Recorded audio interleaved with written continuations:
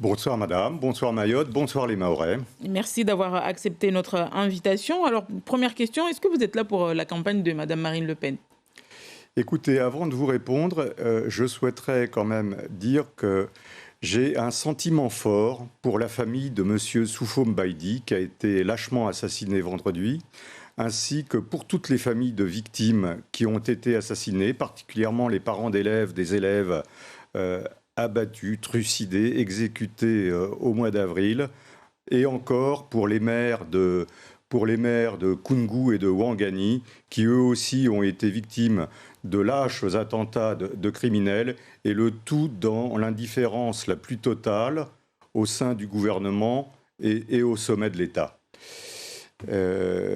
Pour répondre à votre question, qui était... Vous êtes là pour la campagne de Marine Le Pen? Écoutez, je suis le porte-parole pour la campagne de Marine Le Pen. Je suis venu à Mayotte pour voir les choses, préparer un déplacement de Marine Le Pen qui viendra bien évidemment à Mayotte pour laquelle elle a une affection particulière, puisque vous savez, elle aime bien répéter qu'elle est mahoraise. C'est ce qu'elle avait dit à un de vos collègues qui lui avait demandé s'il y avait un mahorais sur la liste des élections européennes.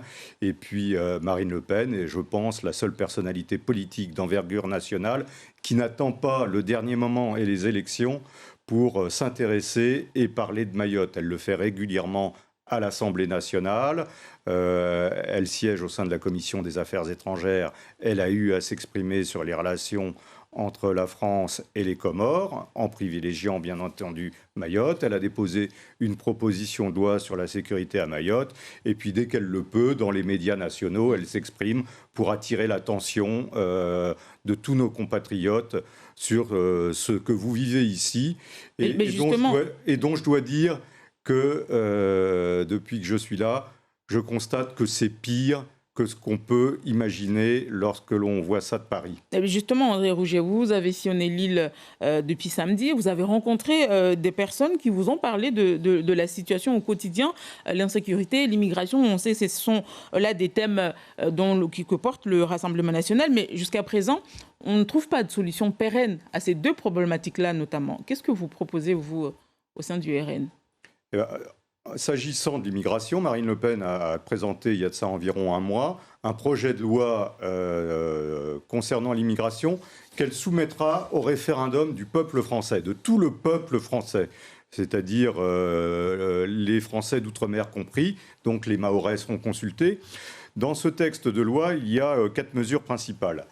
La première, c'est qu'on abolira le droit du sol, c'est-à-dire qu'une dame qui vient accoucher à la maternité de Mamoudzou, son enfant sera de sa nationalité d'origine. Il ne sera pas de nationalité française. Sera français quelqu'un qui est né d'un papa et d'une maman français. C'est-à-dire ce sera le droit de filiation et le droit du sol sera définitivement... Donc la loi ne concernera pas que Mayotte? Non, la loi concernera toute la France. Toute la France, le territoire national dans son intégralité, et Mayotte également. Ensuite, les migrants n'auront plus droit à rien en termes d'aide sociale. Plus rien. C'est-à-dire qu'ils ne bénéficieront plus de l'AME, qu'ils ne bénéficieront plus d'allocations de rentrée scolaire, ils ne bénéficieront plus de gratuité des soins à l'hôpital, ils ne bénéficieront de plus rien, ce qui fait qu'ils n'auront plus de raison de venir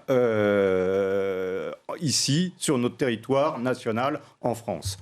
Troisième volet concerne le logement. Il sera réservé en priorité, et les logements sociaux en particulier, seront réservés aux citoyens français. Mais parmi ces personnes, Monsieur Rouget, parmi ces personnes, il y a des personnes qui ont des enfants qui sont de nationalité française, qui sont sur ce territoire. Si on prend le cas que de Mayotte depuis des années, on fait quoi de toutes ces personnes ? Eh bien, les choses seront étudiées au cas par cas, parce que la France est le pays des droits de l'homme. La France est généreuse, certes, mais en 1988, Michel Rocard, Premier ministre socialiste de François Mitterrand, déclarait déjà à Saint-Laurent-du-Maroni en Guyane que la France ne pouvait plus accueillir toute la misère du monde. Eh bien, écoutez, plus de 30 ans plus tard, c'est encore plus vrai, parce que cette misère, elle concerne beaucoup de nos compatriotes, ici à Mayotte, dans les autres outre-mer, mais également en métropole, où beaucoup de nos compatriotes ont du mal à boucler leur fin de mois. On l'a vu dans vos reportages tout à l'heure. Il va y avoir une augmentation du prix de la baguette. Le gouvernement vient d'augmenter le prix du carburant, vient d'augmenter le prix de l'électricité, le prix du gaz en métropole.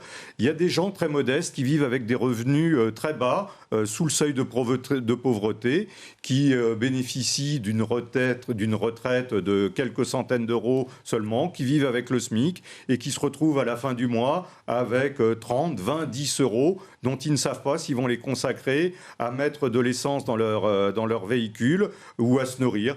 Et pour ça, Marine Le Pen a avancé un certain nombre de propositions de baisse des taxes sur le carburant, ce qui induit une économie de 8 euros sur un plein de 40 litres. Donc vous voyez, quand on se déplace beaucoup, ce sont des économies non négligeables à la fin du mois. Et elle a déclaré que c'était des produits de première nécessité. Et comme elle a déjà eu l'occasion de déclarer que les produits de première nécessité outre-mer devaient être soumis à une TVA à taux zéro, cela veut dire que ces produits de carburant, d'électricité ou de gaz, même si l'utilisation du gaz ici est relativement épiphénoménale, seront encore plus bas qu'en métropole. Mais pour nous concernant, nous à Mayotte, comme il y a une seule société qui nous vend du carburant, les prix sont établis par la préfecture. Alors vous êtes élu européen, monsieur André Rouget. Absolument. Des personnalités locales proposent de faire appel, pour ce qui est la question de la sécurité, de faire appel au Frontex pour résoudre cette problématique. Y êtes-vous favorable et serez-vous prêt à défendre Mayotte et ce dossier au niveau du Parlement européen ? Je suis bien évidemment prêt à défendre Mayotte, mais j'aurais davantage confiance dans les forces de l'ordre national. Et je dois vous indiquer à ce sujet que 2000 policiers et gendarmes viennent de prendre la direction de la Nouvelle-Calédonie, à Nouméa, dans le cadre de la préparation du référendum pour l'indépendance. Ceci pour vous signifier que lorsque l'on veut, on peut. Et lorsqu'un gouvernement de Marine Le Pen, qui aura une véritable volonté politique, un véritable courage, sera en place, il aura cette volonté politique d'envoyer le temps qu'il faut, les forces de l'ordre nécessaires pour rétablir l'ordre. J'ai oublié un dernier volet sur le texte de loi concernant l'immigration. Il s'agit de la délivrance du droit d'asile.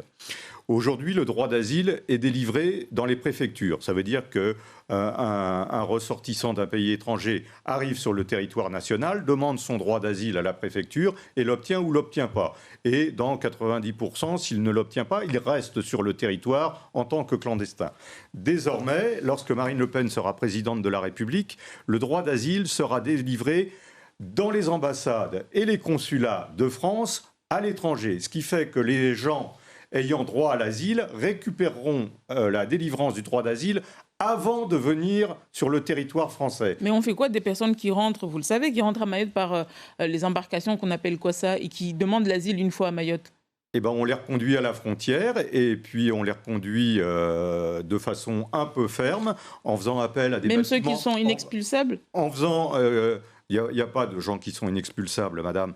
On fait appel à des bâtiments de la Marine nationale parce que le principe du village relais est un principe absurde qui fait que nos forces de l'ordre ont l'impression de vider l'océan avec une cuillère. Donc il n'y aura plus de village relais. Les gens frappés d'une obligation de quitter le territoire français, une OQTF, seront acheminés vers des bâtiments de la Marine nationale et acheminés vers leur pays d'origine. Merci beaucoup André Rouget d'avoir répondu à nos questions ce soir.